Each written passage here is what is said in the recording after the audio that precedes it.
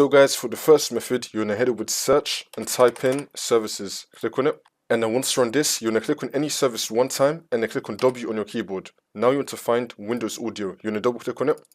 Make sure that you have the startup type on automatic and then click on start, which will now make the server status running, and then click on OK.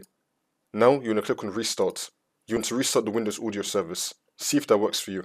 If that's still not working, then for the second method, you're going to head over to search and type in sound settings. Click on it. And then once you're on this, you're going to scroll down and then click on more sound settings.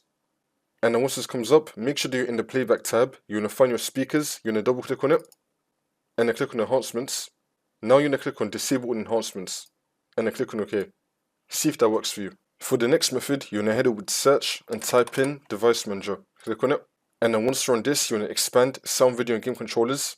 Now you're going to find high definition audio device. You're going to right click on it and then click on disable and then click on yes. And now you're going to right click on it again and then click on enable. See if that works for you. Now for the last method, you just want to restart your computer and then hopefully this will now fix your problem.